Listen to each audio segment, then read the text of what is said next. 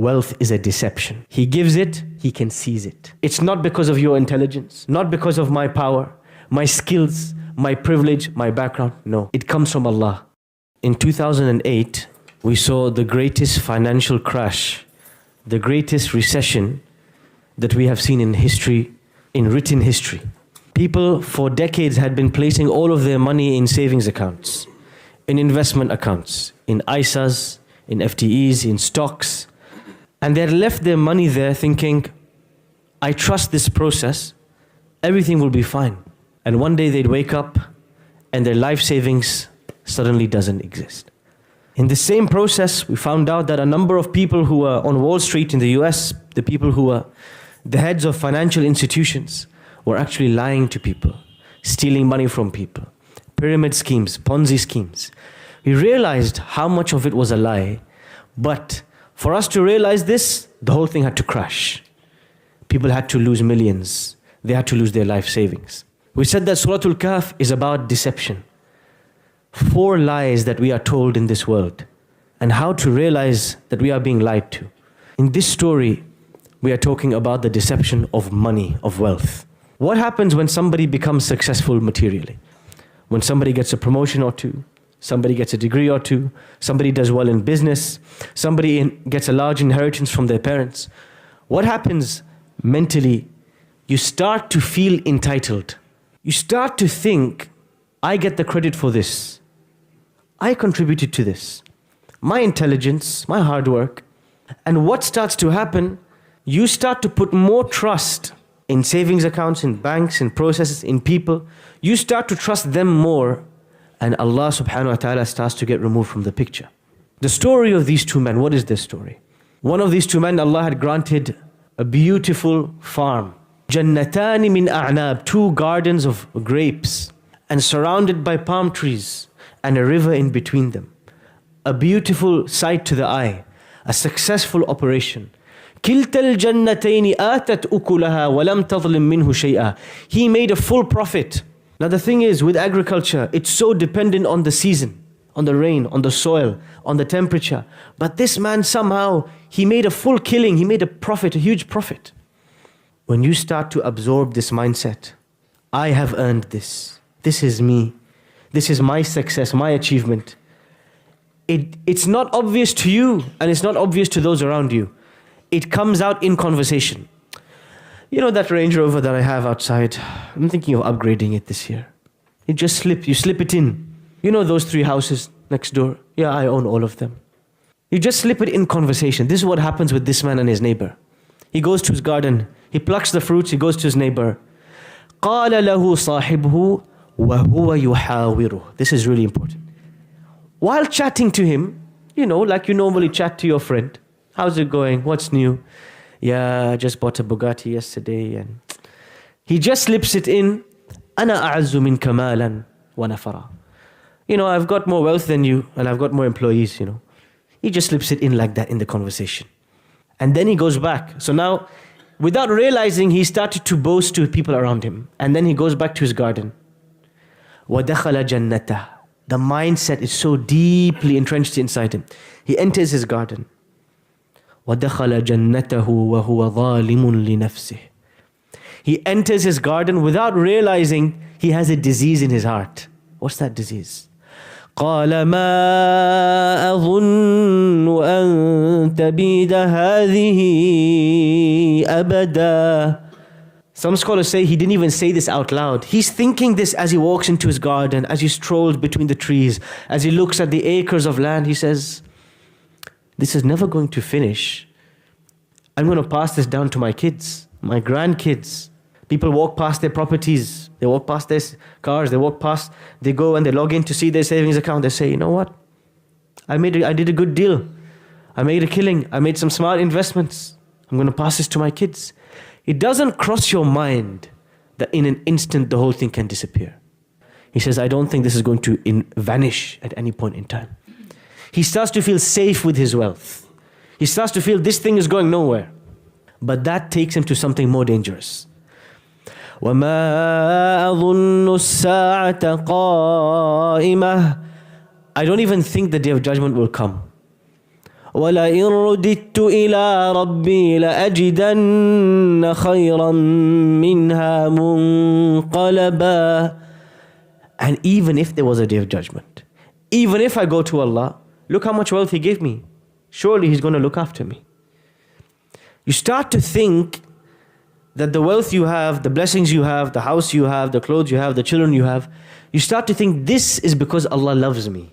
That's why He gave me these things. So I'm going to get a default access to paradise. His neighbor stops him right there. And he asks him the hard question. أَكَفَرْتَ بِالَّذِي خَلَقَكَ مِن تُرَابٍ. How could you be ungrateful? Do you not remember that one day you were sand? This is the solution to all arrogance and pride and attachment to wealth and attachment to this world and love of the means of this world and its trinkets and decorations. Remember, one day we were sand, we were dust, we were clay, and everything else will turn back to dust. ثُمَّ مِن نُطْفَةٍ. And then you became a small piece of flesh. ثُمَّ سَوَّاكَ رَجُلًا. And now you are a man. How did you come to be from nothing?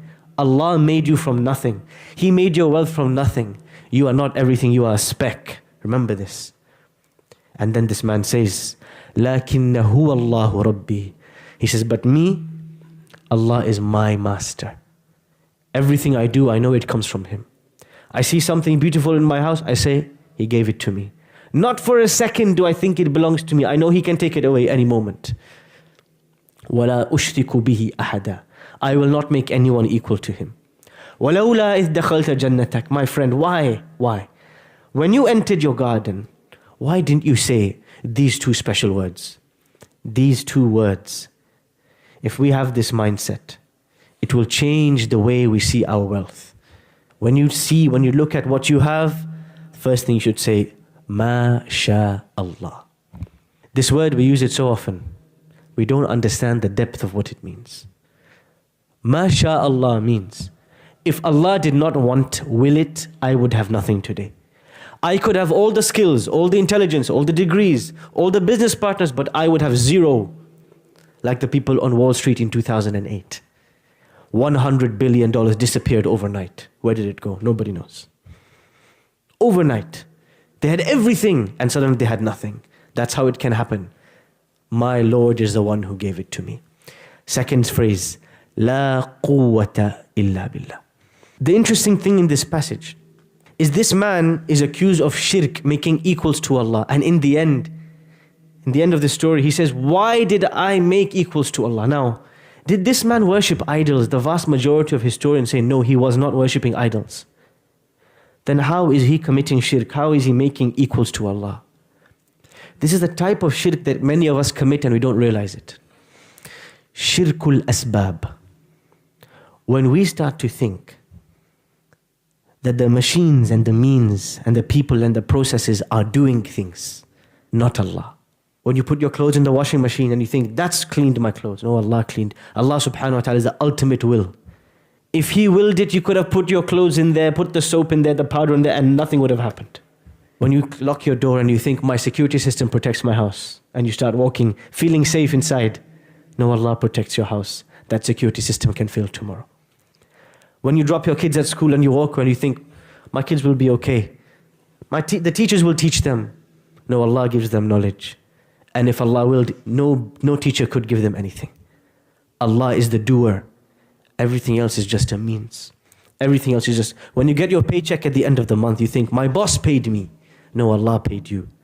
He sent it through your boss. Everybody in this world is a postman. Allah is sending the letter. They are just carrying the message.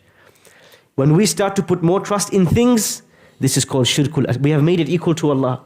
When an earthquake happens, what does the BBC say? What does the news say? Nature got angry. What is nature? Nature is some kind of God alongside Allah. The sea is angry because of global warming, because of pollution. So the sea made a tsunami. What, the sea is some kind of demigod? No. These are all the creation of Allah. They are subservient to Him. And so this man, he learns his lesson the hard way. His neighbor, his good friend is telling him, why didn't you say, La quwwata illa billah? There is no power. Nothing can happen unless Allah wants it to happen. And look, he says to him, I have less money than you, less people than you. But I'm grateful to Allah. That is the secret. It's not about having more. It's about being content with what you have. And then what happens? He enters his garden and Allah subhanahu wa ta'ala destroys his garden completely. He finds his garden is destroyed. أصبح يقلب كفيه على ما أنفق فيها. He starts to then grit his hands together in regret over all the investments he made in this place. ويقول, and he says, يا ليتني لم أشرك بربي أحدا. Why did I put my trust and feel safe in the process, in the nature, in the plants, in my employees? Why didn't I say this all came from Allah? Look what happened. In one moment it disappeared. One moment it's all gone.